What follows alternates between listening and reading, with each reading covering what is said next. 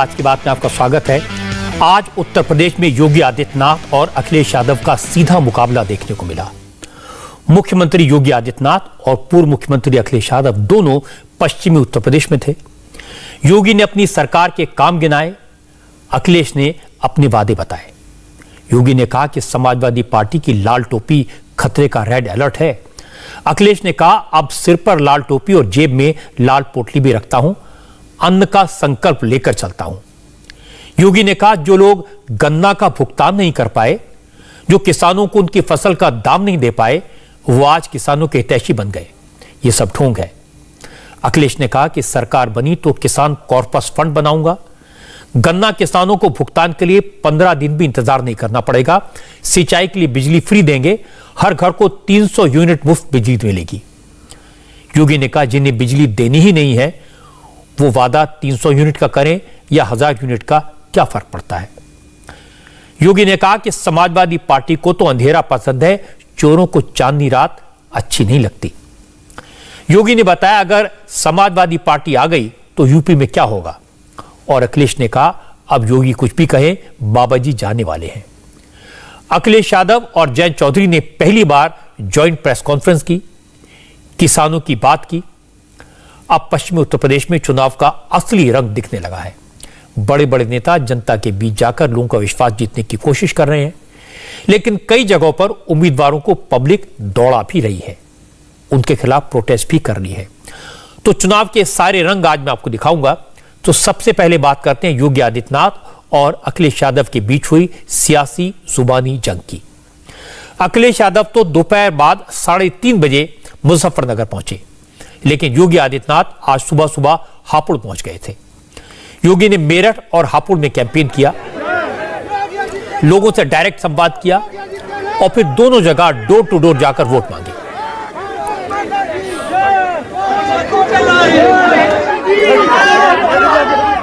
योगी सबसे पहले मेरठ में मेडिकल कॉलेज का निरीक्षण करने गए। मेडिकल कॉलेज के डॉक्टर के साथ कोरोना को लेकर बात की और उन्हें निर्देश देने के बाद से वहां से वो कंकरखेड़ा पहुंचे। कंकरखेड़ा में योगी ने बीजेपी उम्मीदवार अमित अग्रवाल के लिए घर घर जाकर वोट मांगे।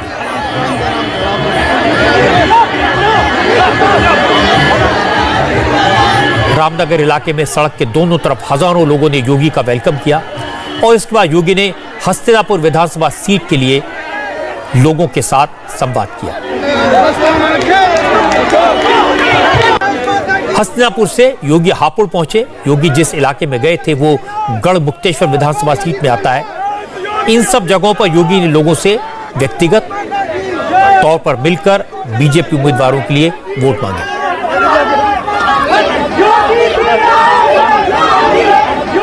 लेकिन मेरठ में संवाद कार्यक्रम में समाजवादी पार्टी की सरकार और अपनी सरकार का फर्क समझाया। योगी ने कहा, पिछली सरकार में जो पैसा कब्रिस्तान की बाउंड्री वॉल बनाने में लग रहा था, उनकी सरकार उसी पैसे से तीर्थों का विकास करवा रही है। योगी ने कहा कि पिछली सरकार आतंकियों का सम्मान करती थी, जबकि बीजेपी सरकार ने क्रांतिकारियों का सम्मान किया, शहीद स्मारकों को बनवाने का काम किया।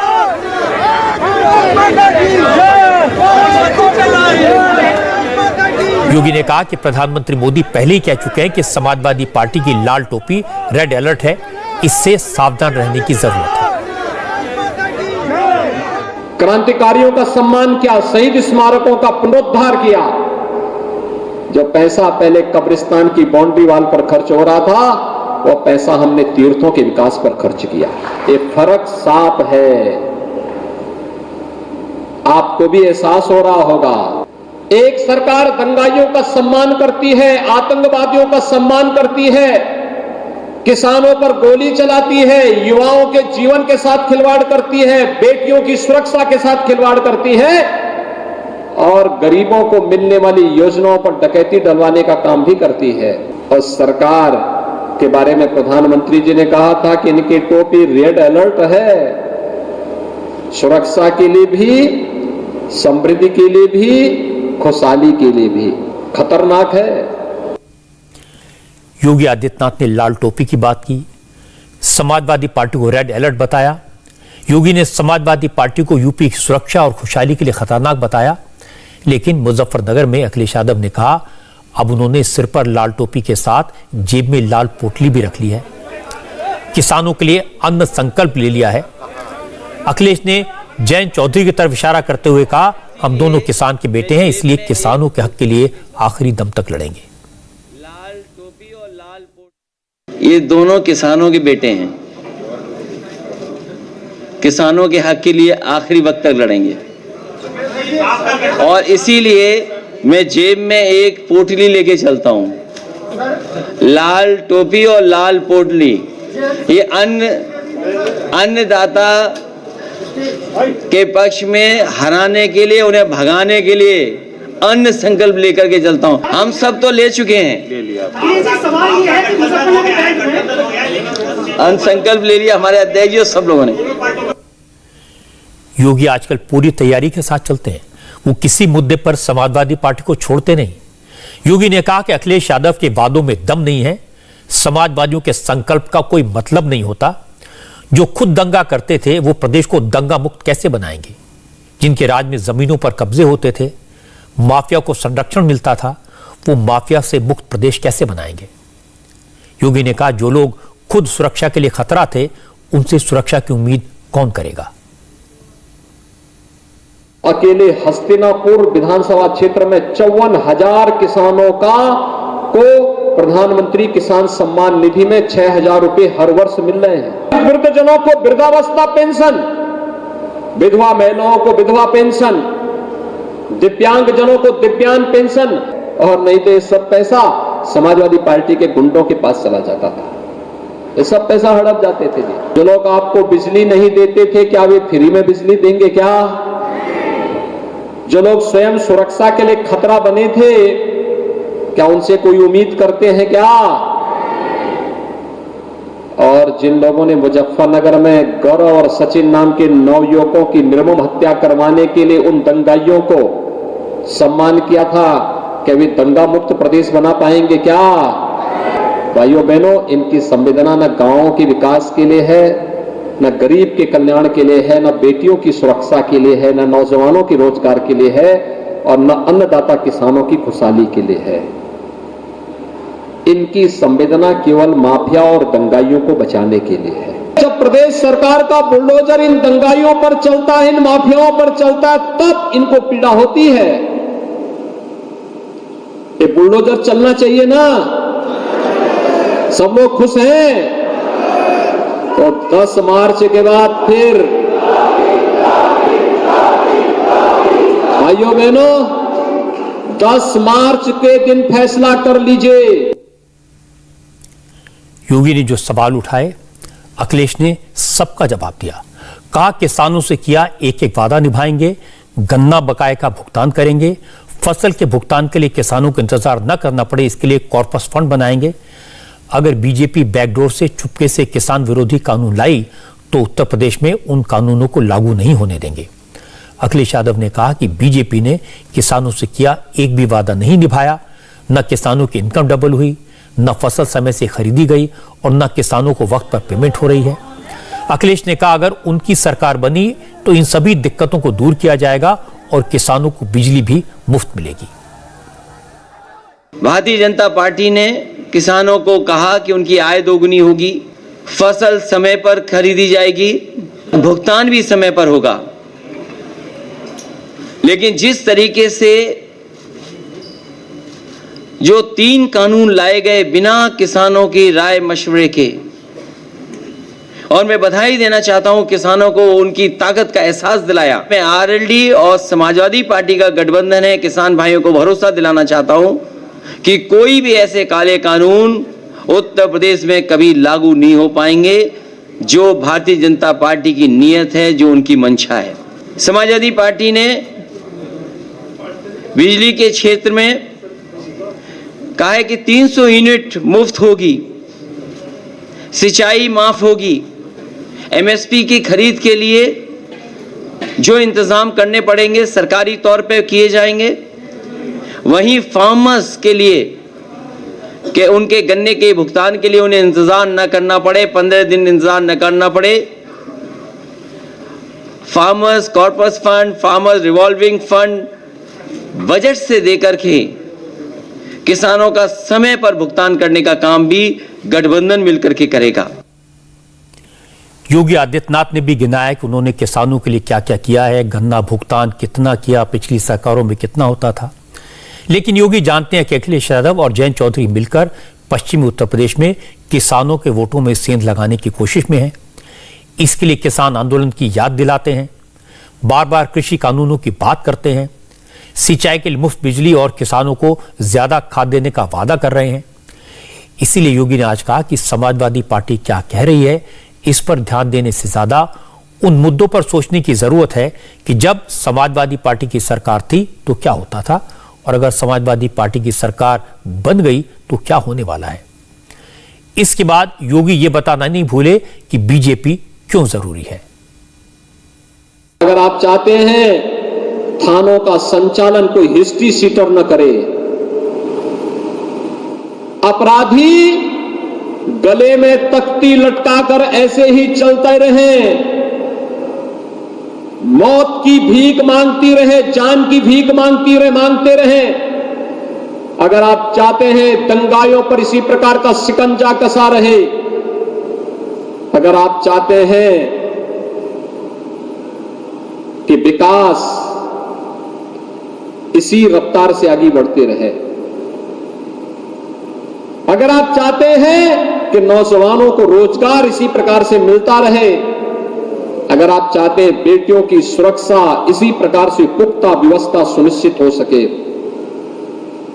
अगर आप चाहते हैं उद्योग धंधे लगते रहे और रोजगार का सृजन होता रहे, अगर आप चाहते हैं दंगा मुक्त भय मुक्त प्रदेश, और अगर आप चाहते हैं कि अपराधी और माफियाओं के घरों पर सरकार का बुलडोजर इसी प्रकार से चलता रहे, तो इसके लिए भारतीय जनता पार्टी आवश्यक है।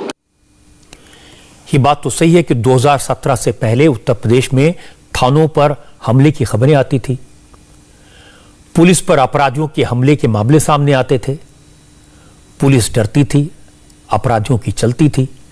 लेकिन योगी आदित्यनाथ की सरकार में गुंडे गले में तख्ती लटकाकर थाने में सरेंडर करने पहुंच रहे हैं। अपराधी खुद को जेल में ज्यादा सुरक्षित महसूस करते हैं, इसलिए अदालत में खुद अपनी जमानत की खारिज करने की अर्जी लगवाते हैं। जब अखिलेश से इन मुद्दों पर सवाल पूछे जाते हैं तो अखिलेश कहते हैं कि बीजेपी पुराने मुद्दे उठाती है, अब पिछली बातें करने का वक्त नहीं है, अब तो भविष्य की बात हो रही है। योगी आदित्यनाथ बताएं कि नौजवानों को रोजगार क्यों नहीं मिला।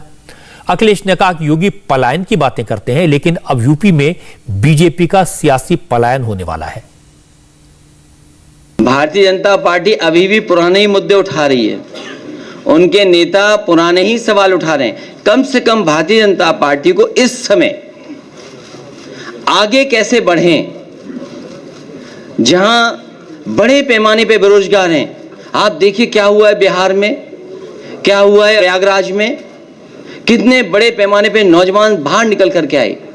किसकी जिम्मेदारी थी परीक्षा को सही ढंग से कराना? आरआरबी एनटीपीसी को लेकर के जो आंदोलन कर रहे नौजवान, कितना अपमानित होना पड़ रहा है उन्हें। सवाल यह है कि नौजवानों को नौकरी रोजगार मिलेगा कि नहीं मिलेगा, लेकिन भारतीय जनता पार्टी उसे बात नहीं करना चाहती है।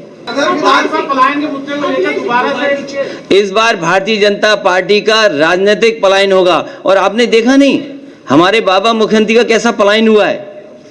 वो पहले अयोध्या से टिकट मांग रहे थे, मथुरा से टिकट मांग रहे थे, प्रयागराज से टिकट मांग रहे थे। भारतीय जनता पार्टी ने ऐसा उनका पॉलिटिकल पलायन किया है कि उन्हें घर भेज दिया वापस। लेकिन योगी आजकल अपने कामों की लिस्ट साथ लेकर चलते हैं। योगी जहां जा गए हर जगह बताया कि उनकी सरकार ने क्या क्या किया, कितने लोगों को घर दिए, किसानों को गन्ने का कितना भुगतान किया, कितने लोगों को पेंशन दी, कितने लोगों को टैबलेट दिया, कितने शौचालय बनवाए, कितने घरों में मुफ्त बिजली कनेक्शन दिया। योगी ने कहा अब हर तरफ रोशनी है, उजाला है, और चांदनी रात चोरों को अच्छी नहीं लगती। हमारी सरकार ने प्रदेश में 5 वर्ष में 43 लाख गरीबों को एक एक आवास दिया। अगर 2003 से लेकर 2017 तक 14 वर्ष के सपा, बसपा और सपा, इन तीनों के कार्यकाल को जोड़ दिया जाए तो भी इतना आवास प्रदेश के अंदर गरीबों को नहीं मिला है जितना हमने 5 साल में दे दिया है। गन्ना किसानों का 2003 से 17 के बीच में 14 वर्ष में जितना गन्ना मूल्य का बकाया नहीं दिया गया, उससे ज्यादा गन्ना मूल्य का बकाया, गन्ना मूल्य का भुगतान हमारी सरकार ने मात्र 5 वर्ष में कर दिया है। किसानों को उनकी उपज का दाम जितना 2003 से 2017 के बीच में 14 वर्षों में नहीं कर पाए, उससे ज्यादा पैसा गन्ना प्रदेश के किसानों का उनके खाते में पैसा भेज करके हमने उनके उतना भुगतान उनको किया है। पेंशन की राशि हो, अनुसूचित जाति, जनजाति, पिछड़ी जाति, सामान्य जाति या किसी भी जाति समुदाय का कोई युवा है जिसको स्कॉलरशिप मिली है, स्कॉलरशिप की राशि जितना पहले मिलती थी उससे कई गुना ज्यादा वर्तमान में हम लोग प्रदेश के युवाओं और छात्रों को दे रहे हैं। 1 करोड़ युवाओं को टैबलेट भी दे रहे हैं। आज लोग कहते हैं फ्री में बिजली देंगे। अरे तुम तो बिजली ही नहीं देते थे। मैं पूछना चाहता हूं, क्या समाजवादी पार्टी की सरकार में बिजली आती थी क्या? तो ये लोग क्यों फ्री करते हैं? जब देना ही नहीं तो फिर फ्री का मतलब क्या होता है? क्योंकि इनको तो अंधेरा अच्छा लगता है, अंधेरे में रहने के आदी है। एक कहावत है, चांदनी रात चोरों को अच्छी नहीं लगती।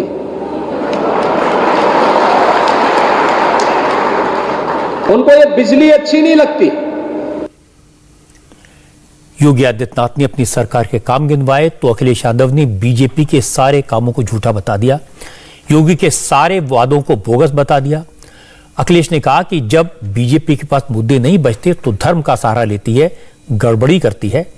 अखिलेश का इशारा पश्चिमी उत्तर प्रदेश में जाट और मुसलमानों के समीकरण की तरफ था।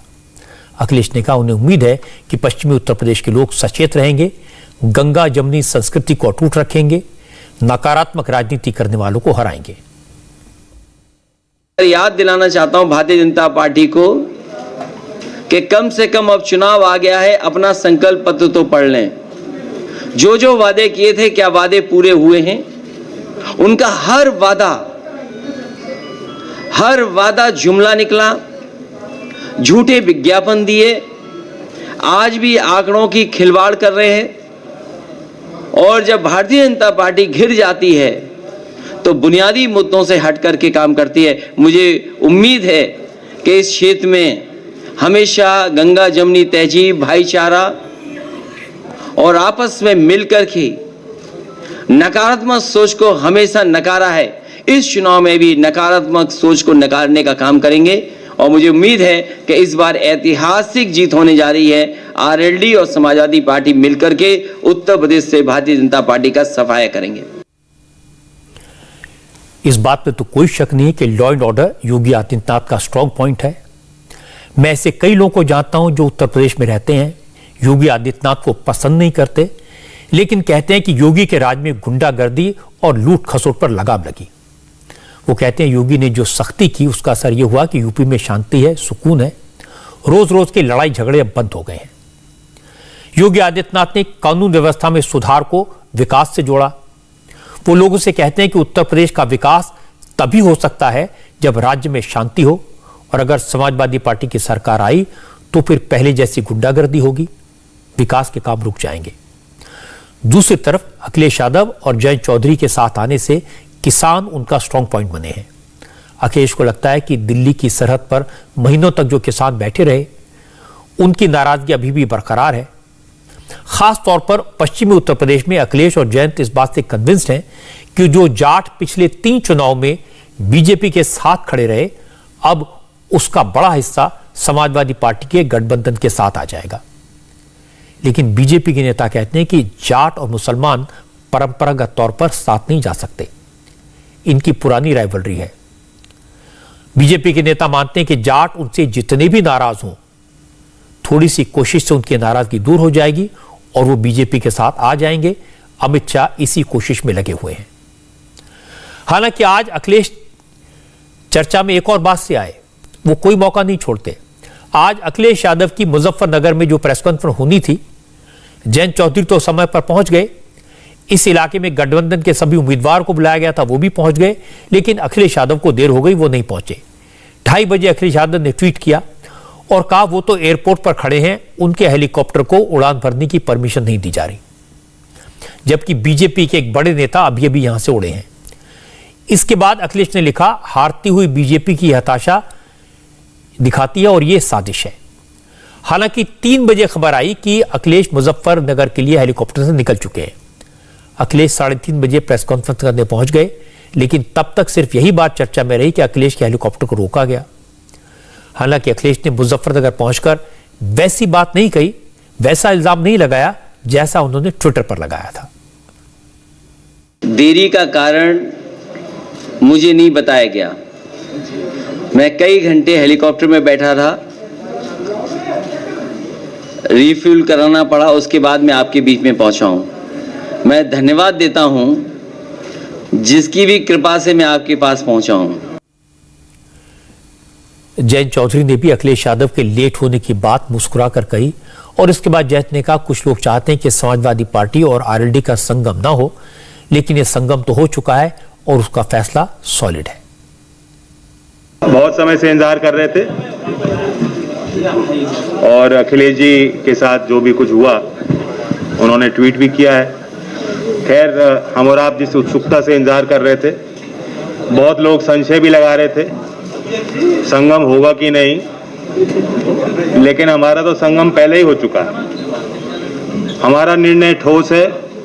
उत्तर प्रदेश में जो हम विकास करना चाहते हैं, जिस तरह से भाईचारा और चौधरी चरण सिंह का जो समीकरण था, मूल रूप से किसान का मेरा वर्ग को संगठित करना, जो उनकी मुख्य लड़ाई थी जीवन भर, उसे आगे बढ़ाने के लिए हमने गठबंधन किया है।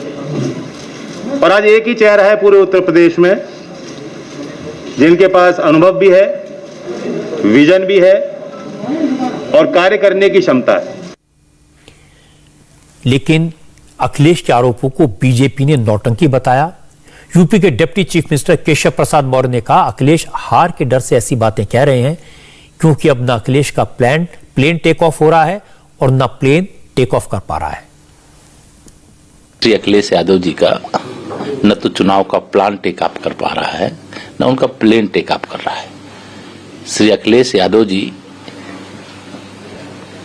को 2014 में उत्तर प्रदेश की जनता ने रोक दिया, जब वो मुख्यमंत्री थे, कि देखो आप सत्ता के लायक नहीं हो। भारतीय जनता पार्टी को 73 सांसद यूपी की जनता ने उनके मुख्यमंत्री रहते हुए दिया था। हमारे माननीय नरेंद्र मोदी जी देश के प्रधानमंत्री, तो ये उनकी असफलता है, उनकी हार की बौखलाहट है। श्री अखिलेश यादव जी की यह नौटंकी है।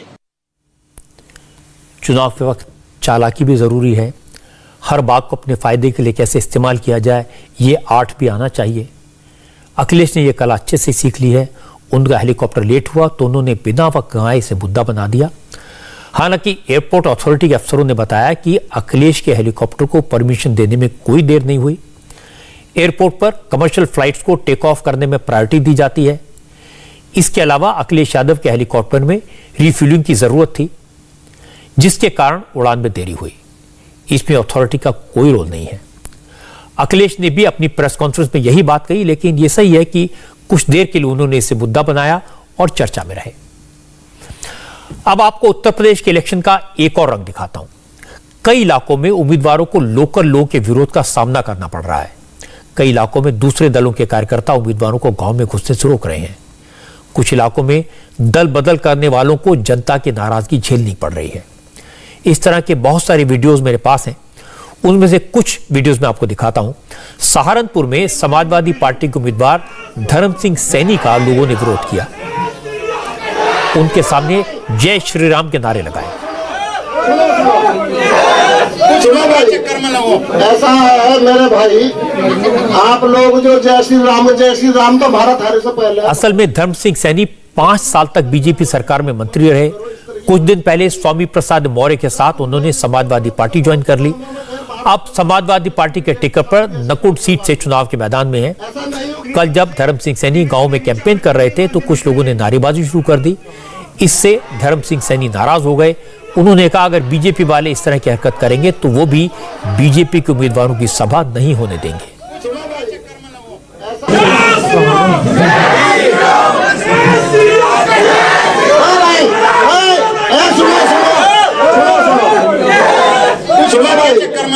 ऐसा है मेरे भाई, आप लोग जो जय श्री राम तो हमारा थारे से पहले है, हमारा भी है, लेकिन ये छिड़ा चढ़ावट की बात मत करो, इस तरह की बात ठीक नहीं है।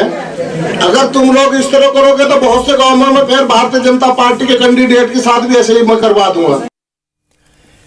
जिस गांव में धर्म सिंह सैनी के खिलाफ नारेबाजी हुई, उस गांव में इंडिया टीवी की टीम पहुंची, लोगों से बात की। लोगों ने कहा कि धर्म सिंह सैनी समझ रहे हैं कि सिर्फ मुस्लिम और सैनी समाज का वोट लेकर वो जीत जाएंगे, लेकिन ऐसा नहीं होगा।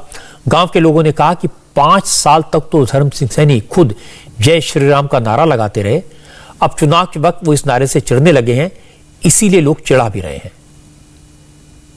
जय श्री राम एक आस्था का प्रतीक है हमारा, और मैं एक धर्म से इसको लेकर चल रहे हैं कि भैया सिर्फ एक सैनी समाज और मोमडन समाज, सिर्फ यही उनके आगे की सिर्फ यही 2 आदमी इसको जिता सकते हैं, लेकिन जब तक 36 बिरादरी का साथ नहीं होगा कोई नहीं जीतेगा।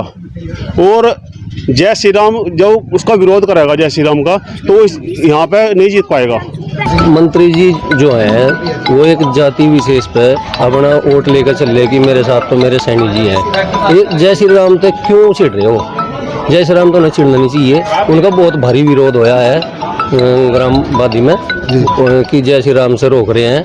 जय श्री राम कोई एक आस्था के प्रतीक है, उनकी मतलब जय श्री राम के नारे लगाने से कोई परहेज नहीं होना चाहिए। हमारी टीम ने धर्म सिंह सैनी से भी बात की। वीडियो में वो साफ कहते सुनाई दे रहे हैं कि बीजेपी के लोगों को इस तरह की हरकत नहीं करनी चाहिए, लेकिन जब हमारे संवाददाता ने पूछा तो धर्म सिंह सैनी बदल गए। उन्होंने कहा जय श्री राम का नारा लगाने वाले उनके ही सपोर्टर्स थे, भगवान राम सबके हैं और उन्हें नारे से कोई दिक्कत नहीं है।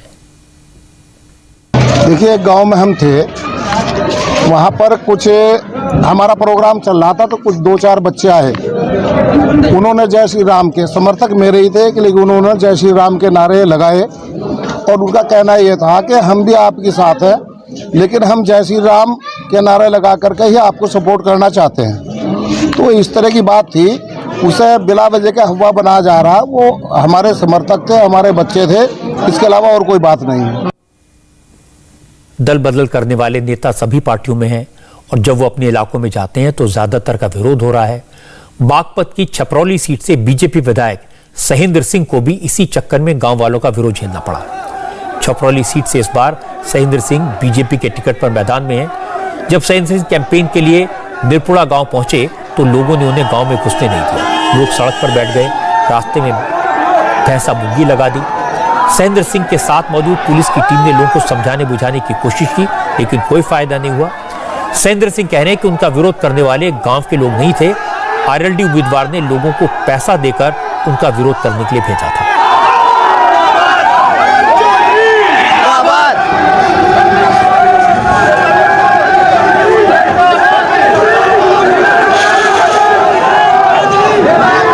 वहाँ पे ऐसे 5-6 लोग हैं जिनका पैसा यही है। निरपुड़ा में जो वो जब संख्या नहीं जुटा पाए, अपनी पत्नी को और अपनी बेटी को वहाँ रास्ते में बैठा दिया कि हम यहाँ से नहीं निकलने देंगे।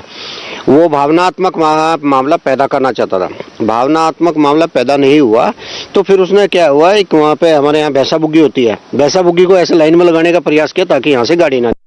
गांव के लोग हैं या आरएलडी के कुछ कार्यकर्ता हैं, ये कौन लोग हैं जो विरोध कर रहे हैं? ये पेड़ लोग हैं, इनसे तो आज भी आप भी इनके पास में पैसा वैसा भिजवा दीजिए, शराब वराब भिजवा दीजिए, ये आपके लिए काम करना शुरू कर देंगे। ये लोग प्रोफेशनल लोग हैं, पैसे के लिए काम करते हैं। ये हमारे संवाददाता अभय पाराशर ने छपरौली से राष्ट्रीय लोकदल के उम्मीदवार अजय कुमार से भी बात की। अजय कुमार ने कहा उन्होंने न किसी को पैसे दिए, न किसी को विरोध करने के लिए भेजा। हकीकत है कि विधायक ने 5 साल तक जो किया, अब जनता उसका बदला ले रही है। ये उनके कर्मों का फल है।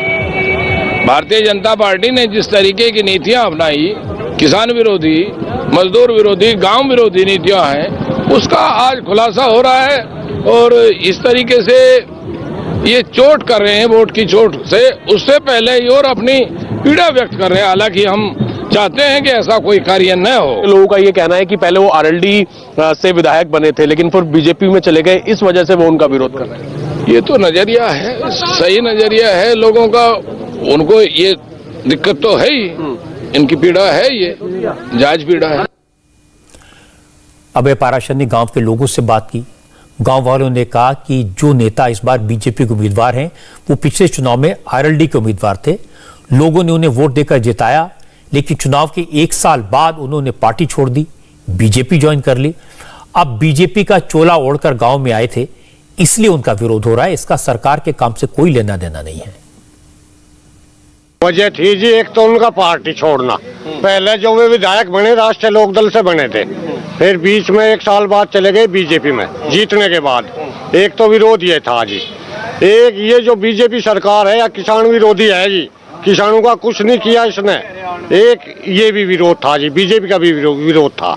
तो 2 विरोध थे जी। पिछली बार वो आरएलडी के टिकट पर जीते और उन्होंने लोगों के साथ विश्वासघात कर दिया, तो एक तो रोष तो रहेगा लोगों के अंदर। जो बीजेपी ने 5 वर्षों के अंदर किसानों के प्रति कोई सकारात्मक सोच नहीं रखी, कोई इनका विकास नहीं किया, वो भी विरोध रहेगा। तो विरोध प्रदर्शन था साधारण तौर पे, उसके बाद लोगों ने जाने भी दिया उनको। ऐसे बहुत सारे वीडियोस हैं, इतना समय नहीं कि सारे वीडियोस मैं आपको दिखाऊं, लेकिन एक ट्रेंड है जो मैंने आपको दिखाया। और समाजवादी पार्टी के लोग बार बार कह रहे हैं कि बीजेपी के नेताओं को गांव में नहीं घुसने दिया जा रहा, लोग उनसे नाराज हैं।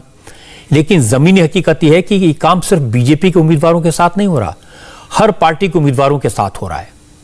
जो नेता बीजेपी छोड़कर समाजवादी पार्टी में चले गए, उनके खिलाफ भी नारेबाजी हो रही है, और जो समाजवादी पार्टी आरएलडी छोड़कर बीजेपी में आ गए, उनके खिलाफ भी लोग हैं। अगर कहीं लोगों की पसंद के उम्मीदवार को टिकट नहीं मिला तो भी लोग प्रोटेस्ट करते हैं।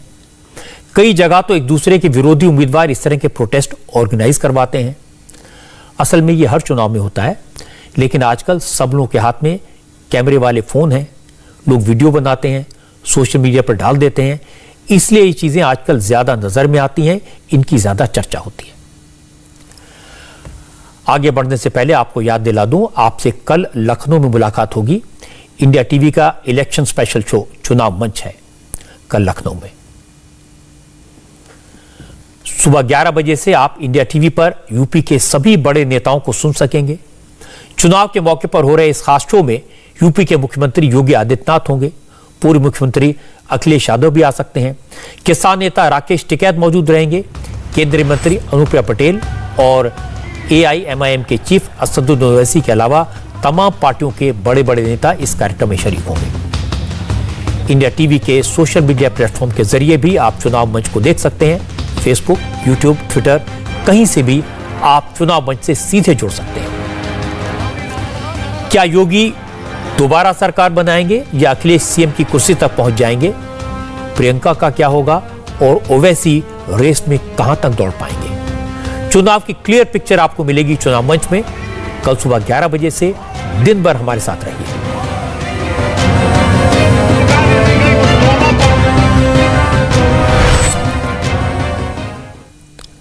और अब आपको सुनाता हूं प्रधानमंत्री नरेंद्र मोदी की बात। आज प्रधानमंत्री ने कहा कि राष्ट्र धर्म से बड़ा कोई धर्म नहीं। मोदी ने कहा राष्ट्र भक्ति से बड़ी कोई भक्ति नहीं और राष्ट्र सेवा से बड़ी कोई सेवा नहीं। नरेंद्र मोदी ने यह भी बताया कि आप राष्ट्र धर्म कैसे निभा सकते हैं, देश की सेवा कैसे कर सकते हैं। असल में आज प्रधानमंत्री ने दिल्ली के करियप्पा ग्राउंड में एनसीसी परेड की सलामी ली। गणतंत्र दिवस के परेड में शामिल होने आए एनसीसी कैडेट्स की सलामी परेड में नरेंद्र मोदी बिल्कुल अलग अंदाज में दिखे। प्रधानमंत्री ने ग्रीन कलर की पगड़ी पहनी थी। इस मौके पर मोदी ने कहा कि उन्हें इस बात पर गर्व है कि वो भी एनसीसी के एक्टिव कैडेट रहे और एनसीसी में उन्हें जो ट्रेनिंग मिली, जो जानने सीखने को मिला, वो आज प्रधानमंत्री के तौर पर काम करने के दौरान भी बहुत काम आता है। मोदी ने कहा कि देशभक्ति और देश की सेवा सिर्फ फौज में भर्ती होने से नहीं होती। देश के लिए हर पल सोचना, देश के लिए कुछ कर गुजरने की भावना होना, यह भी देश सेवा है। प्रधानमंत्री मोदी ने कहा कि युवा स्टार्टअप के जरिए देश की सेवा कर रहे हैं। कोरोना काल में नौजवानों ने भारत को स्टार्टअप फील्ड के जरिए दुनिया में टॉप 3 में पहुंचा दिया। राष्ट्र भक्ति से बड़ी कोई भक्ति नहीं होती। राष्ट्र हित से बड़ा कोई हित नहीं होता। देश को सर्वोपरि रखते हुए आप जो भी करेंगे वो देश के विकास में मदद करेगा। आज हमारे युवाओं ने भारत को स्टार्टअप की दुनिया में टॉप 3 में पहुंचा दिया है। कोरोना के इस संकट काल में जितने यूनिकॉर्न बने हैं वो भारत के युवाओं का शक्ति प्रदर्शन है। आप कल्पना कर सकते हैं 50 से ज्यादा यूनिकॉर्न कोरोना काल के दौरान अस्तित्व में आए हैं। और आपको तो पता ही होगा, एक एक यूनिकॉर्न, एक एक स्टार्टअप की पूंजी 7,500 करोड़ रुपए से ज्यादा है। ये क्षमता, ये सामर्थ्य बहुत बड़ा विश्वास जगाता है। और जानते हैं इसमें सबसे बड़ी बात क्या है कि हजारों स्टार्टअप्स देश की किसी न किसी आवश्यकताओं को पूरा करने के लिए बने हैं। मोदी ने कहा, ड्रग्स की लत इस वक्त नौजवानों की सबसे बड़ी दुश्मन है। खुद ड्रग्स से दूर रहना और दूसरों को भी इसके लिए प्रेरित करना देशभक्ति है, देश की सेवा है। मोदी ने कहा, अब तो बेटियां भी हर क्षेत्र में आगे बढ़ रही हैं। सीमाओं की सुरक्षा से लेकर फाइटर जेट के कॉकपिट की कमान भी अब बेटियों ने संभाल ली है। ये देश के लिए गर्व की बात है। नशा हमारी युवा पीढ़ी को कितना बर्बाद करता है ये आप भली भांति जानते हैं। तो फिर जिस स्कूल कॉलेज में एनसीसी हो, एनएसएस हो, वहां पर ड्रग्स कैसे पहुंच सकती है? आप कैडेट के तौर पर खुद ड्रग्स से मुक्त रहें और साथ ही साथ अपने कैंपस को भी ड्रग्स से मुक्त रखें। आपके साथी जो एनसीसी, एनएसएस में नहीं हैं, उन्हें भी इस बुरी आदत को छोड़ने में मदद करिए। अब देश की बेटियां सैनिक स्कूलों में एडमिशन ले रही है। सेना में महिलाओं को बड़ी जिम्मेदारियां मिल रही हैं। एयरफोर्स में देश की बेटियां फाइटर प्लेन उड़ा रही है। ऐसे में हमारा प्रयास होना चाहिए कि एनसीसी में भी ज्यादा से ज्यादा बेटियां शामिल हो। जिन बेटियों ने खुद एनसीसी ज्वाइन किया है वो इसके लिए एक प्रेरणा बन सकती है। और अब मैं आपको दिखाता हूं कि रेलवे भर्ती को लेकर बिहार में विरोधी दलों ने जो बंद बुलाया था वो कैसे बेअसर हो गया। आरजेडी, कम्युनिस्ट पार्टियां और पप्पू यादव की जन अधिकार पार्टी ने बिहार बंद की कॉल दी थी, लेकिन बंद को छात्रों का ज्यादा सपोर्ट नहीं मिला। कहीं भी छात्र सड़कों पर दिखाई नहीं दिए, वो सड़कों पर नहीं उतरे। हालांकि वामपंथी दलों और पप्पू यादव की पार्टी के कार्यकर्ता जरूर सड़कों पर निकले।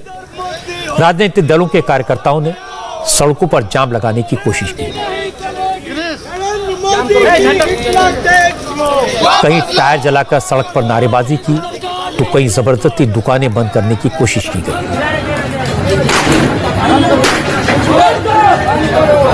विरोध करने पर दुकानदारों को पीटा गया। हर जगह राजनीतिक दलों के झंडे दिखे, राजनीतिक दलों की टोपियां दिखी, लेकिन इस विरोध प्रदर्शन में कहीं छात्र नहीं दिखे। इसीलिए यह प्रोटेस्ट फ्लॉप हो गया।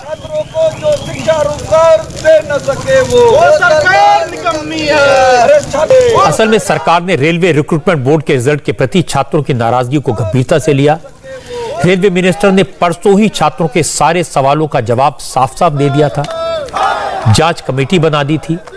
छात्रों की सारी आशंकाओं को दूर करने का भरोसा दिया था। इसके बाद कल देर रात बिहार से बीजेपी के राज्यसभा एमपी सुशील कुमार मोदी ने रेलवे मिनिस्टर अश्विनी वैष्णव से मुलाकात की और मीटिंग के बाद कहा कि छात्रों की जो मुख्य मांगे हैं उन्हें सरकार ने मान लिया है। इसके बाद आज सुशील मोदी ने कहा उन्हें खुशी है कि छात्रों की मांग मानने का भरोसा देकर सरकार ने आंदोलन के बहाने अपनी राजनीति चमकाने की कोशिश कर रहे लोगों के मंसूबों पर पानी फेर दिया।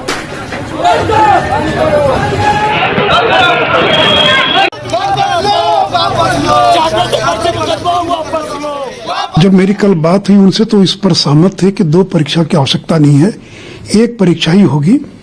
दूसरा था एनटीपीसी। ये जो एनटीपीसी के जो करीब 35,000 या 36,000 पद हैं, इनकी जो 20 गुना और रिजल्ट निकाला जाना था, तो एक एक छात्र का 3 जगह 4 जगह 3-3 4-4 लेवल पर उनका रिजल्ट निकला। और लड़कों की मांग थी कि एक छात्र एक रिजल्ट, यानी लगभग 3.5 लाख और रिजल्ट अभी निकाला जा सकता है। उस पर भी वो सहमत थे। तो जब ये 2 बड़े निर्णय के बारे में उन्होंने अपनी सहमति जता दिया तो अब तो कोई आंदोलन का मतलब ही नहीं है। और देखिए, जब उन्होंने परसों कमेटी बनाने की घोषणा की, उस दिन के बाद से आंदोलन स्थगित हो गया था। लेकिन अब जो राजनीतिक दल के लोग हैं वो बंद का कॉल दे रहे हैं। उस बंद का कोई मतलब नहीं है, उसमें कहीं छात्र नहीं है। उसके अंदर मुख्य रूप से जो राजनीतिक दलों के लोग हैं वही लोग उसमें शामिल हैं। आज बिहार बंद के दौरान सिर्फ पप्पू यादव और उनकी पार्टी के कार्यकर्ता ही दिखाई दिए। क्योंकि छात्रों का सपोर्ट बंद को नहीं मिला, पप्पू यादव नाराज हो गए। उन्होंने कहा सरकार छात्रों को लॉलीपॉप दे रही है, इसलिए वो आंदोलन जारी रखेंगे।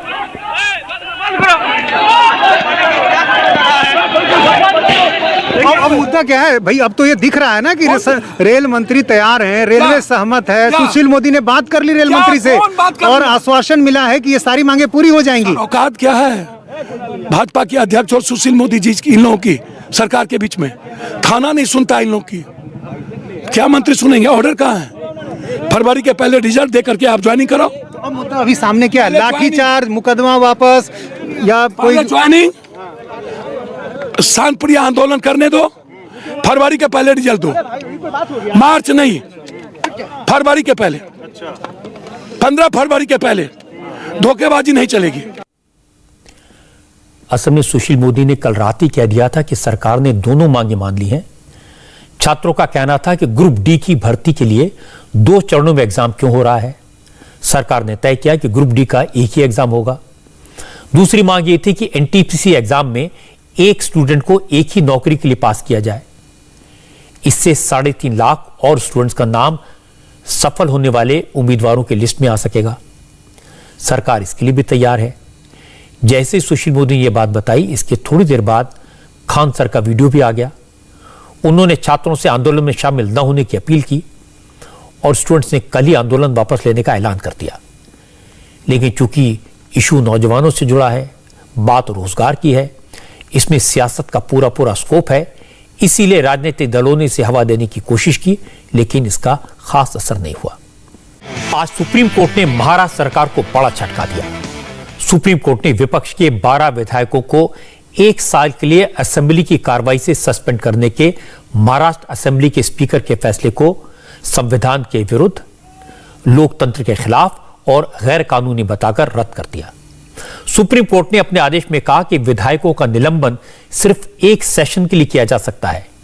1 साल का सस्पेंशन मेंबर की सदस्यता को खत्म करने से ज्यादा खराब है, क्योंकि इस दौरान उनके क्षेत्र का प्रतिनिधित्व नहीं होता। कोर्ट ने कहा इस तरह के फैसले से न सिर्फ विधायक को सजा दी गई, बल्कि विधानसभा क्षेत्र के लोगों को भी दंडित किया गया। पिछले साल महाराष्ट्र असेंबली में मॉनसून सेशन में ओबीसी रिजर्वेशन को लेकर विधानसभा अध्यक्ष के दफ्तर में हंगामा हुआ था। महाराष्ट्र सरकार ने हंगामे का आरोप बीजेपी विधायकों पर लगाया था और इसके बाद 12 विधायकों को 1 साल के लिए सस्पेंड कर दिया गया था। सुप्रीम कोर्ट ने 19 जनवरी को सुनवाई के बाद बीजेपी विधायकों की याचिका पर फैसला सुरक्षित रख लिया था। आज स्पीकर के फैसले को पूरी तरह गैर कानूनी ठहराया। आज की बात में इतना ही। अब मेरी आपसे मुलाकात इंडिया टीवी के इलेक्शन स्पेशल शो भी होगी, चुनाव मंच में। कल लखनऊ में सुबह 11 बजे से आप इंडिया टीवी पर यूपी के असेंबली इलेक्शन से जुड़े हर मुद्दे पर बात सुन सकते हैं। चुनाव मंच पर योगी आदित्यनाथ, अखिलेश यादव, असदुद्दीन ओवैसी, अनुप्रिया पटेल, ओम प्रकाश राजभर और राकेश टिकैत जैसे सारे वो किरदार होंगे जिनसे आप सवाल पूछना चाहते हैं, जिन्हें आप सुनना चाहते हैं। इंडिया टीवी के सोशल मीडिया प्लेटफॉर्म के जरिए भी आप चुनाव मंच में शामिल हो सकते हैं। फेसबुक, यूट्यूब, ट्विटर, कहीं से भी आप चुनाव मंच से जुड़ सकते हैं। चुनाव मंच में आपको यूपी चुनाव की क्लियर पिक्चर मिलेगी। तो कल सुबह 11 बजे से दिन भर रहिए इंडिया टीवी के साथ।